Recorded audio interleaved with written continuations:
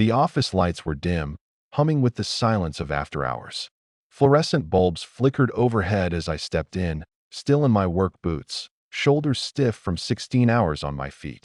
My son, Ayan, stood at the head of the conference table, sharp suit, hands in pockets. His team seated around him in quiet attention. He didn't see me at first. I waited by the door, like a guest. "He'll clean it up," Ayan said, voice clipped. "He's just a worker." Laughter broke around the table. And then a pause. They had all turned toward the entrance. He looked at me. No smile. No apology. Nothing. Just silence. I stood there, still holding the box of office supplies he'd asked me to bring from home. His old trophies were inside, the same ones I used to polish, even after he stopped caring. I hadn't said anything. When he asked me to join the janitorial staff after retiring early, said it would keep me active, said the company needed loyal hands, that I was never ashamed of work. Never. But that moment, that look in his eyes, didn't come from pride or respect. It was distance, like I wasn't his father, just some man in overalls. Back home, the dinner was cold. My wife sat across the table, her fingers circling the rim of a chipped glass. She had heard. Someone from the office sent her the clip. She said only one thing: "You raised him to never feel small. But now, he needs you to stay." That way, I didn't eat. I didn't speak. I just sat with that line echoing in my chest. He needs me to stay small. And I don't know if I can anymore. The next morning, I found an envelope slid under our front door. No stamp, no return address. Just my name, written in my son's hurried handwriting. Inside, a formal request. Ayan wanted early access to his inheritance, not a conversation, not a coffee over the kitchen table. A letter. He said it was for strategic reinvestment, that the company needed capital now to expand before a competitor moved in.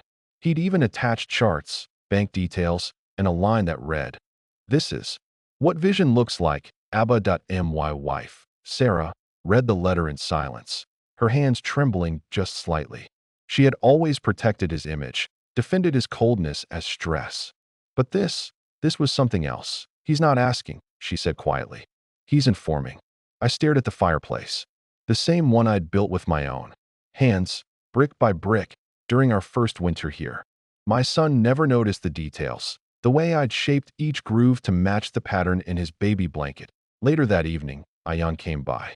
No hug, no small talk. That he stood in our living room, surrounded by decades of sacrifice, and spoke like a man presenting at a shareholders meeting. "You said you wanted to help. This is helping." Sarah interrupted. "You already have more than you need." "Ayan." He turned to her, smile soft, words sharper than glass. "You don't understand the stakes. And honestly, you've never been part of the financial side of things." I watched her flinch. Something in me curled up. When he left, he kissed her forehead like he was performing charity. Then he turned to me. "Don't overthink it, Abba. You're just holding on to paper. I'm building legacy." That night, I sat alone in the garage. The only sound, the old refrigerator humming in the corner. I opened the envelope again, and for the first time in my life, I felt afraid of my own child. The package arrived 3 days later. A small brown box. No sender. Sarah found it on the porch, nestled between the welcome mat and the dead potted plant I kept forgetting to throw out. She brought it in with a frown, placing it gently on the kitchen counter. Something moved inside. Not much, just enough to notice that I used a knife to cut the tape. Carefully, slowly.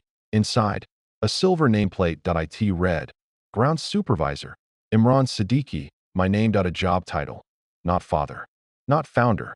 Just ground supervisor. Beneath it, a folded HR memo, printed on thick paper.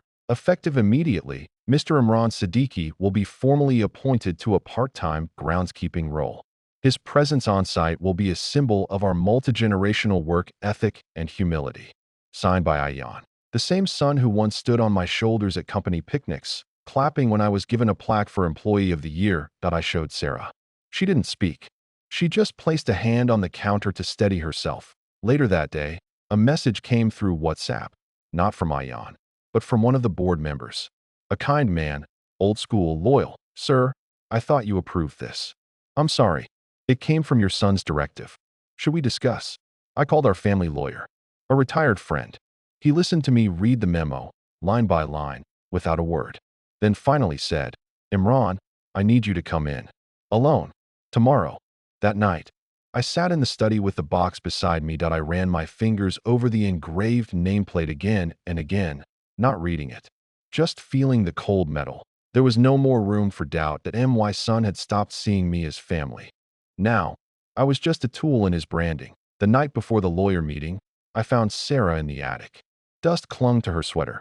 She sat cross-legged, beside a half-opened trunk, the smell of old cedar in the air.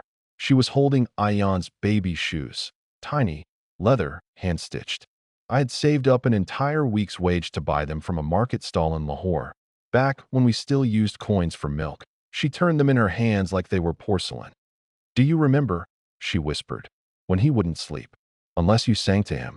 I did. My hands were still calloused from working 2 jobs then. I'd hold him against my chest, humming whatever tune I could remember. While my body screamed for rest, he'd breathe in my scent, my sweat, my fatigue, and fall asleep smiling. Sarah reached deeper into the trunk and pulled out an old framed photo. The three of us on his graduation day. Ayan in his cap and gown, me behind him in a worn-out blazer. My hand on his shoulder. I was proud. So proud. He used to cry if you left the room, she said. Now look. I sat beside her. The attic was silent except for the soft hum of the street lamp outside the window. I said slowly. I kept waiting for the boy in those shoes to come back. She didn't respond, just rested her head gently against my shoulder. I'm not ashamed of working. Never have been, I said. But I won't be a symbol in his story. I won't be used as decoration for a legacy I built from my bones. Sarah looked at me. Her eyes, red but steady, then ended. Kindly, but ended. In that stillness, something shifted that I knew what I had to do. Not as punishment, as peace. 2 days later, the papers were signed. I sat across from the lawyer, palms open on the cold table. Every clause was clear. The inheritance trust would remain sealed until my passing. No early disbursements, no revisions. The company shares were transferred to a holding foundation in my name. Unmovable, unusable, legacy, protected, not for him, for the idea of family. The version I once believed in. I left the lawyer's office without telling Ayan. No calls, no warnings. Home. Sarah was in the garden, tending to the one stubborn rosebush that refused to bloom. She didn't ask what happened, just wiped her hands on her apron and said, "Dinner's ready in 10. That evening, Ayan showed up. He didn't knock, just walked in, wearing his usual cologne and impatience. "You made a mistake," he said, waving the documents he'd clearly just received. "You think this punishes me? It embarrasses you." I stood in the kitchen, wiping a coffee cup dry. I didn't answer. "You could have come to me, Abba. We're supposed to be partners. You think some dusty lawyer knows better than your own son?" I set the cup down. "No," I said softly.